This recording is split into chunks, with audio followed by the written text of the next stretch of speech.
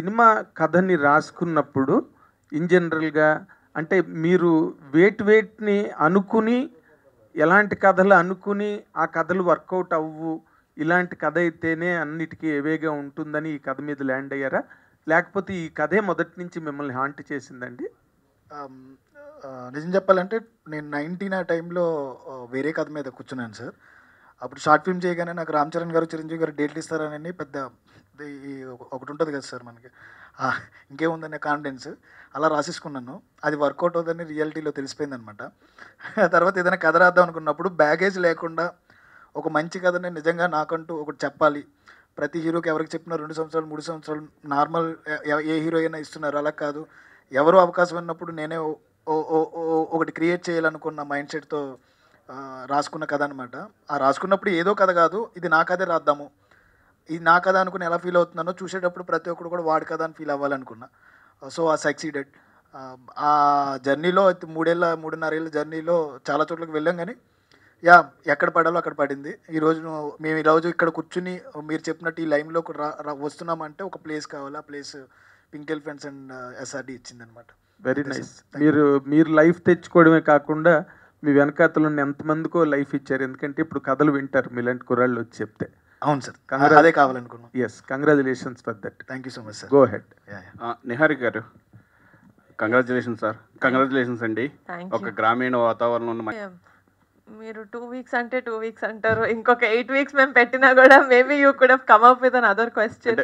But just answering to your question, that was a conscious choice అండి. మాకు ఏంటంటే 2 వారాల్లో 3 వారాల్లో అయితే రాకూడదు, అట్లీస్ట్ ఒక 30 రోజుల తర్వాత అయినా మేము రిలీజ్ చేయాలి, 30 రోజులు ఒక థియేటర్ రన్ ఉండాలి అనుకొని ఫస్ట్ నుంచే మేము అనుకున్న కాన్సెప్ట్ ఇది. సో ఈటీవీ వాళ్ళతో మాట్లాడాక వాళ్ళ క్యాలెండర్ చూసుకొని, లేకపోతే all of that keeping all of that in mind, వాళ్ళకు కూడా 12 సెప్టెంబర్ ఈ Vinayaka Chavithi week was auspicious. That's what we felt and that's how we released. Nihari గారు, ఐఎమ్ వెంకట్, ఎన్టీవీ అండి. హలో. ఎందుకంటే ఈ టైంలో కష్టకాలంలో నిజంగా ఫ్లడ్ వచ్చి అవుతున్న ఈ టైంలో మీరు 5 lakhs డొనేట్ చేయటము నిజంగా ఎవరు కూడా అంటే ఇటు మెగాస్టార్ చిరంజీవి గారు, పవన్ గారు, తర్వాత రామ్ చరణ్ గారు, ప్రతి ఒక్కరు చేశారు. మీరు కూడా మీ అంత బాధ్యత నిర్వహించారు. నిజంగా గ్రేట్ అండి. థ్యాంక్ యూ అండి. మీ మొత్తం కూడా నిజంగా చెప్పాలంటే ఈ సినిమా సక్సెస్ మీట్లో మీరు ఇది కూడా మీ బాధ్యత కూడా నిర్వహించారు. ఈ సినిమా మనం గతంలో చూస్తుంటే ఈ సినిమా ఆల్రెడీ 2-3 సార్లు మాట్లాడటం కూడా జరిగింది. యాక్చువల్లీ చెప్పాలంటే ఇంకా కూడా థియేటర్లో ఇంకా కొన్ని ఏరియాలో ఇంకా బాగా రన్ అవుతుంది. ఇంకా ఇప్పుడు ఓటీటీలో వస్తుంది కాబట్టి ఇంకా అందరు కూడా రీచ్ అవుతారు. మీ నుంచి నెక్స్ట్ ప్రాజెక్ట్ ఎలా ఉండబోతుంది ఏంటి అనేది ఇంకొకటి ఉంటుంది. డెఫినెట్గా పింక్ ఎలిఫెంట్ పిక్చర్స్ నుంచి నెక్స్ట్ అనే కాదండి, ఏ ప్రాజెక్ట్ వచ్చినా కూడా నా వ్యూ నేను ఎలా సెలెక్ట్ చేసుకుంటాం, మేమందరం మా టీం వాళ్ళు ఎలా సెలెక్ట్ చేసుకుంటాం అంటే ఫస్ట్ రిలేటబిలిటీ. నాకు తెలిసి ఓవర్ ద టాప్ ఉన్న ఫిల్మ్స్ కూడా చాలామంది యాక్సెప్ట్ చేస్తారు. ఇప్పుడు మన RRR, KGF లాంటి సినిమాలు మనం వాళ్ళతోటి రిలేట్ చేసుకోకపోయినా అదొక వండర్ వరల్డ్ లాగా ఉంటుంది కాబట్టి మనం అలాంటి మూవీస్ ఎంకరేజ్ చేస్తాం. బట్ నిజంగానే మనల్ని మనం స్క్రీన్ మీద చూసుకునే అలాంటి సినిమాలు అంటే నాకు మెయిన్లీ చాలా ఇష్టం. సో డెఫినెట్గా ఒక రిలేటబిలిటీ అనేది, ఇంకా ఎక్కడో ఒక సెన్సిటివ్ సైడ్ని టచ్ చేసే సినిమాలు అంటే నాకు చాలా ఇష్టం. సో డెఫినెట్లీ అలాంటి సినిమాలు సెలెక్ట్ చేసుకుంటాను. అంటే మీ సినిమా చూసి మొత్తం కూడా కొత్త డైరెక్టర్, కొత్త ఆర్టిస్టులు మొత్తం డేర్ చేశారు కదా, ఇలాగే కొత్త వాళ్ళతో చేస్తుంటారా లేకపోతే కొంత ఎక్స్పీరియన్స్ అంటే నెక్స్ట్ టైర్ 1 హీరోస్ ఇలా అందరూ ఉంటారు కదా, వారితో చేసే అవకాశం ఉంటుంది? అంటే అలా ఏం అనుకోలేదండి. ప్రస్తుతానికి సినిమా రిలీజ్ అయినప్పటి నుంచి నేను వింటున్న నరేషన్స్ అయితే అన్నీ కొత్త వాళ్ళవే. కానీ ఒక మంచి కథ అనేది ఎక్కడి నుంచి వస్తుందో మనకు తెలియదు. It could be a veteran director, it could be 1 film director, it could be anyone else, it could be a మేడన్ project for someone. So దాన్ని బట్టి ప్రస్తుతానికి అందరివి వింటున్నానండి. ఆ మంచి స్క్రిప్ట్ ఎవరి నుంచి వస్తుందో ఈవెన్ ఐ డోంట్ నో. మీ తమ్ముడు అకిరానంద్ ఇంట్రొడ్యూస్ చేసే అవకాశం మీకు వస్తే చేస్తారా? He still very young, so I don't know if అసలు అకిరాకి ఇండస్ట్రీలోకి వచ్చే ఆలోచన ఉందని కూడా నేను ఎప్పుడూ అడగలేదు వాడిని, సో నాకు తెలీదు. నిహారిక మ్యామ్, ఇక్కడ ఎస్, కంగ్రాట్స్ మ్యామ్. యా డెఫినెట్గా, thank you for the question. First reason ఏంటంటే మేము సినిమా ఎవరితో చేస్తున్నాం, ఎంత బడ్జెట్ సినిమా, ఇది ఎలా ఆడుతుంది అని ఏం తెలియకుండా ఫస్ట్ నుంచే పింక్ ఎలిఫెంట్ నుంచి ఒక ప్రాజెక్ట్ వస్తుందంటే అది బాగుంటుంది అని నమ్మిన వాళ్ళు ఈటీవీ అండి. మా ముహూర్తానికి కూడా వచ్చారు. రమేష్ గారు ఇందాక చెప్పినట్టు నితిన్ గారు వచ్చి he wanted to do it from the get go. నాకు ఏంటంటే నేను అవతల వాళ్ళకి ఎంత రెస్పెక్ట్ ఇస్తానో నాకు కూడా అంతే రెస్పెక్ట్ ఇవ్వాలని కోరుకునే టైప్ నేను. నాకు ఈటీవీ తోటి ఉన్న సంబంధం ఇందాకే చెప్పాను. అది కాకుండా ఇలాంటి కథ, కమిటీ కుర్రాళ్ళు లాంటి కథ ఈటీవీలోకి వస్తే I felt like it's a win win situation for both of us. ETV follow అయ్యే ఆడియన్స్, లేకపోతే కమిటీ కుర్రాళ్ళు సినిమా ఎక్కడుందని వెతుక్కుంటూ ఈటీవీకి వచ్చే ఆడియన్స్, ఇద్దరు I think it was the perfect platform. ETV win, that's why we chose ETV. Pawan Kalyan గారికి కూడా మొన్న 40 గ్రామాలకు 5 లక్షల రూపాయలు ఇచ్చారు మేడం. ముందుగా అభినందనలు మేడం. పవన్ కళ్యాణ్ గారికి చూపించారు మేడం సినిమా, ఆయన మీకు విషెస్ కూడా పెట్టారు ట్విట్టర్లో. లేదండి, అంటే I'm not someone who wants to take away from ఆయన చేసే అంత పెద్ద పని నుంచి ఆయనని పక్కకు తీసుకొచ్చి మేము చిన్న సినిమా చేసాం బాబాయ్ చూపించాలని లేదు, కానీ డెఫినెట్గా చూపిస్తాను. సాయి కృష్ణ గారు, 1 సెకండ్ అండి, సారీ. ఇందాక sir, to answer your question, little continuation for your answer. ఈ ఓటీటీ ప్లాట్ఫామ్కి వచ్చిన తర్వాత కూడా ఒక సినిమా ఇంత బాగా ఆడుతుందా అని మీనింగ్ అన్న ఇది మా సినిమాతో వస్తుందని నేను కోరుకుంటున్నాను. I will hopefully see you guys in the 50 days function of Committee Kurrollu. Sai Krishna గారు, సార్ ఇందాక నిహారిక గారు చెప్పిన ఫస్ట్ ఆన్సర్ ఏంటి మీది, ఫస్ట్ రీజన్ ఏంటి? అదే అండి, మీ కథలు మా కథలు మన కథలు. So that is a where we wanted to be in. ఇంకోటి ఏంటంటే ఈ నాస్టాలియా స్పేస్, కొత్త డైరెక్టర్, కొత్త ప్రొడ్యూసర్, లేకపోతే కొత్త యాక్టర్స్, ఈ స్పేస్ ఈటీవీతోనే ఓన్ చేద్దాం అనుకుంటున్నామండి మేము. So where ever there is nostalgia కానీ, కొత్త యాక్టర్స్ కానీ, కొత్త డైరెక్టర్స్ కానీ, కొత్త స్టోరీ కానీ, లేకపోతే మీ కథలు మా కథలు మన కథలు కానీ, ఎక్కడ మీకు ఈ స్పేస్ కనపడినా అది ఇది ఈటీవీ కనపడుతుంది మీకు ఈసారి నుంచి. అండ్ ఇంకొకటి, స్ట్రైట్ అవే ఈటీవీ విన్ నుంచి అండ్ పింక్ ఎలిఫెంట్ ఫ్యాక్టరీ నుంచి ఫర్దర్గా ఇంకొక మూవీని మేము చూడొచ్చా? చూడొచ్చండి. అంటే ఆ ప్రాసెస్ ఏమన్నా నడుస్తుందా, అంటే ప్లానింగ్లో ఉన్నారా ఏంటి అన్నట్టు? అది మ్యూచువల్ అండి, అంటే we want work together because pink elephant is our theatre version అని మేము ఫీల్ అవుతున్నాం. బికాస్ మా విజన్ వాళ్ళ విజన్ ఒకటే. సో అది మ్యూచువల్, వి విల్. యదువంశీ గారు, థ్యాంక్ యూ. యదువంశీ గారు, సో మీద ఒక్కరు పెట్టారు.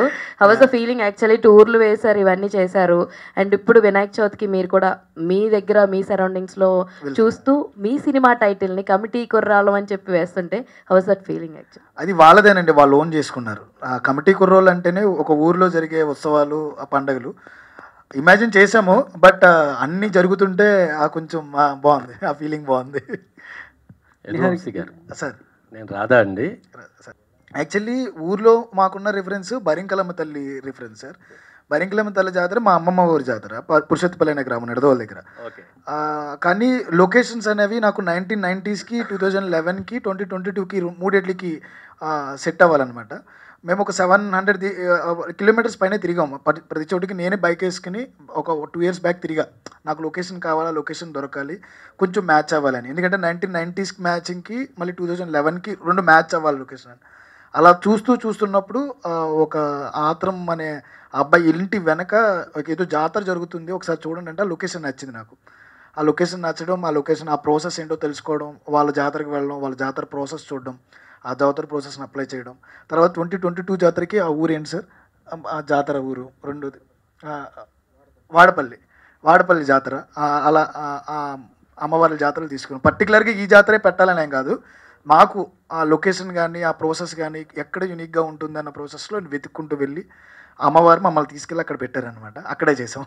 అంటే కన్నులు పండుగగా ఏడుగురా, అదే మీ అందరితో కలిపి మా ఇద్దరితో కలిపి.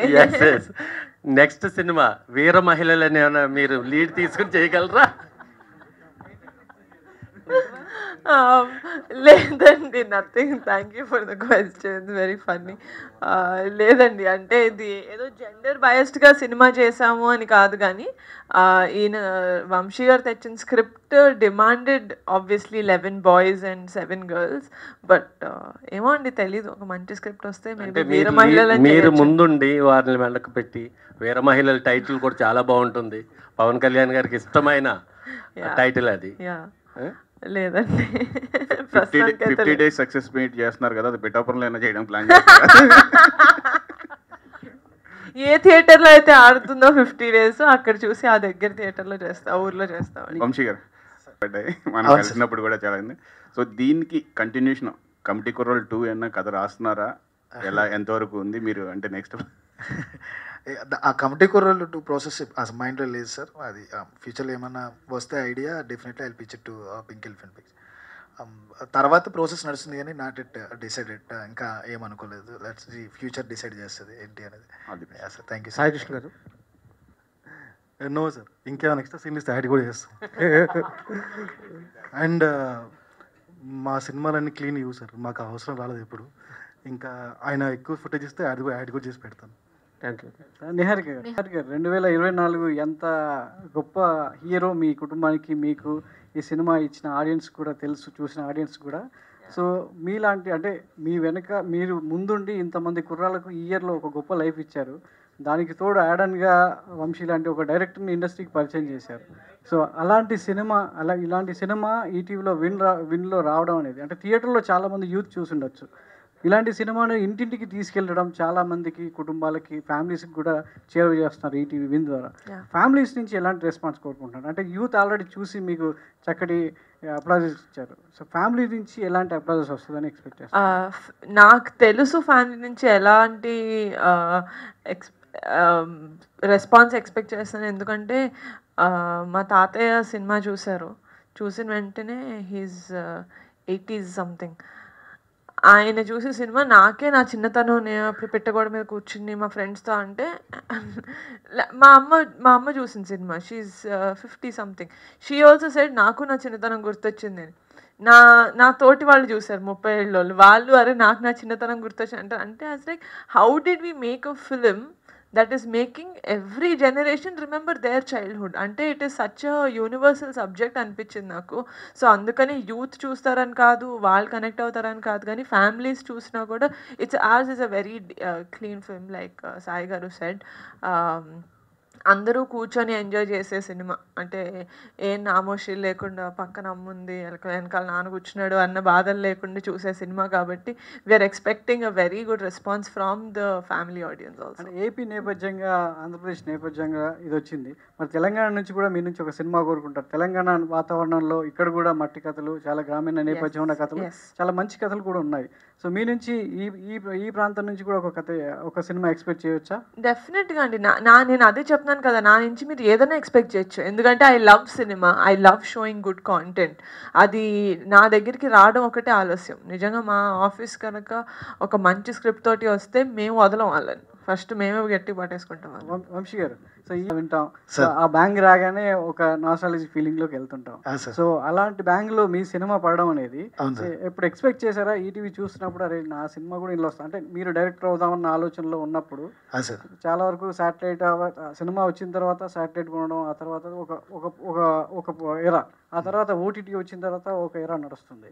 సో ఎప్పుడు మీకు ఎప్పుడైనా అనిపించిందా ఈటీవీలో కూడా నా సినిమా వస్తుందా అనే రోజులు ఎక్స్పెక్ట్ చేశారా? అంటే నిజం చెప్పాలంటే సార్, నేను థియేటర్ ఆడియన్ని, నేను థియేటర్ పర్సన్ని. ప్రతి సినిమాని థియేటర్లో చూడాలనుకుంటా. చూసిన తర్వాత ఇప్పుడున్న ఈ బిజీ లైఫ్కి, బిజీ స్కెడ్యూల్స్కి, లేకపోతే ఉన్న మైండ్ సెట్స్కి ఏదో ఒక మంచి ప్లేస్ కావాలి. తమిళనాడు పీపుల్కి ఒక సన్ టీవీ ఉన్నట్టు మనకంటూ ఒక ఓన్ టీవీ కావాలి, ఓన్ది. ఈటీవీ కంటే ఓన్ ఛానల్, ఈటీవీ లాంటి ఒక ఫ్యామిలీ ఛానల్ ఇంకొకటి లేదు నాకు తెలిసి.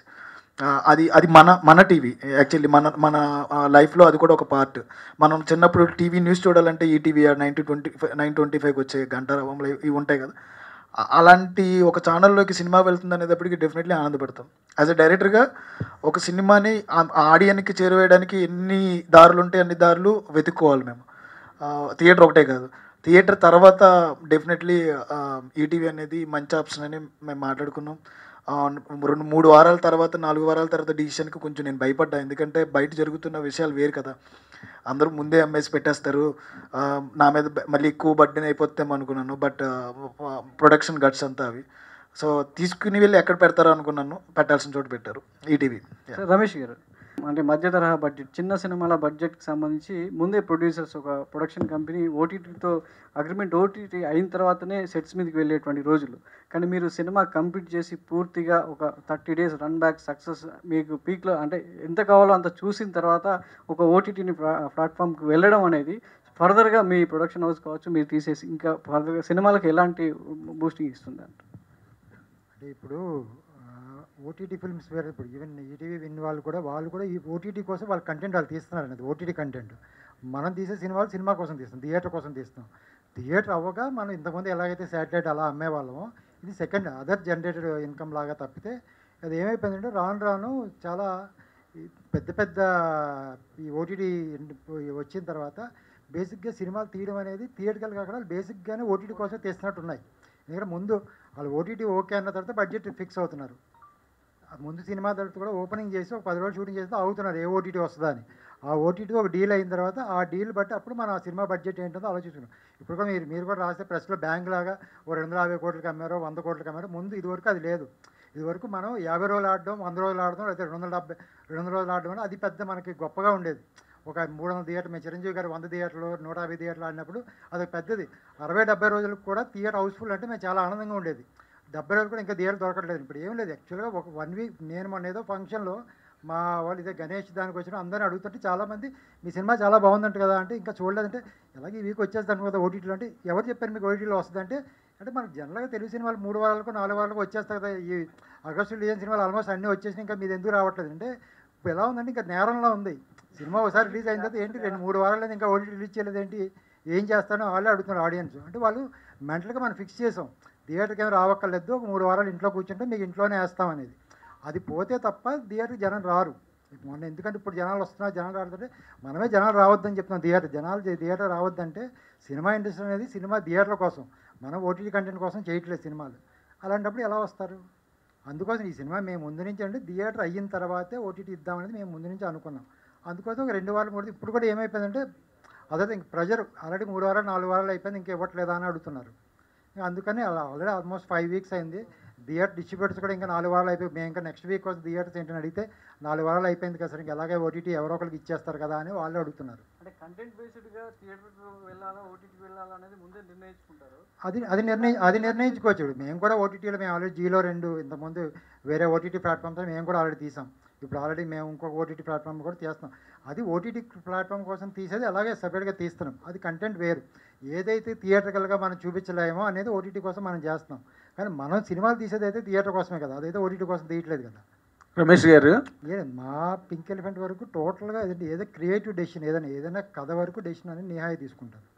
నేను ప్రొడక్షన్ వరకు అంటే దాన్ని ఎంతవరకు చేయాలనేది మా పింక్ ఎలిఫెంట్ అంటే మనం ఖర్చు పెట్టే ప్రతి రూపాయి థియేటర్ స్క్రీన్ మీద కనిపించాలనేది దానికోసమని. ఆ ఎక్స్పీరియన్స్ అంతా మనం ఇక్కడ వాడేది ఏదో వేస్టేజ్ ఏమీ లేకుండా.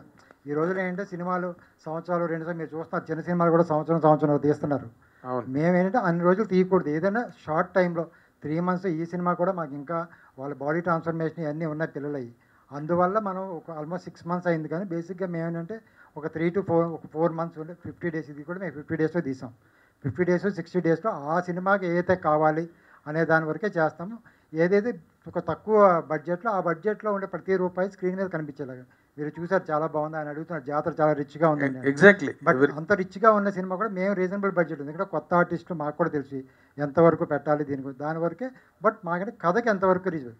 బట్ బేసిక్గా దీనికి ఏదో ఒక మీరు అడిగినట్టు ఏదో నెక్స్ట్ ఏ ఓటీటీలు ఎంత డీల్ ఇస్తారో అంతవరకు సినిమా ఫినిష్ చేసేయాలనేది లేదు. అలా అయితే ఈ సినిమా ఇంత బడ్జెట్లో మేము తీయలేం కూడా. బట్ మాకు సినిమా కంటెంట్ ఎంత కావాలి దాన్ని బెస్ట్గా ఎంతవరకు చూపించగలం అనేది మేము చేసాము. దాంట్లో ఓటీటీ వాళ్ళు ఎంత ఇస్తే దానిలాగా. అంటే సపోజింగ్ దట్ ఇప్పుడు మీ దగ్గరికి వచ్చిన బెస్ట్ కంటెంట్ ఏదైనా ఉందనుకోండి, ఫర్ ఎగ్జాంపుల్ మీరు అది ఒకవేళ కొంచెం హయ్యర్ రేంజ్ బడ్జెట్ అయితే మీరు దాన్ని ఎంటర్టైన్ చేస్తారా, లేకపోతే దానికి ఏదైనా ఒక బడ్జెట్ అన్నది ఒక ఫ్రేమ్ ఏదైనా పెట్టారా? లేదండి, అస్సలు మా దాంట్లో బడ్జెట్కి ఇంత ఫ్రేమ్ లేదు. అలా అనుకుంటే మా డైరెక్టర్ గారి సినిమా 2.5-3లో తీద్దామని వచ్చారు. నేను అప్పుడు చెప్పాను మీరు ఫస్ట్ హాఫ్ అవద్దు, సెకండ్ హాఫ్ పార్ట్ 2 తీసుకోవాలని. నేను ఒక ఆన్సర్ ఇస్తాను సార్ మీరు అడిగిన దానికి. ప్లీజ్.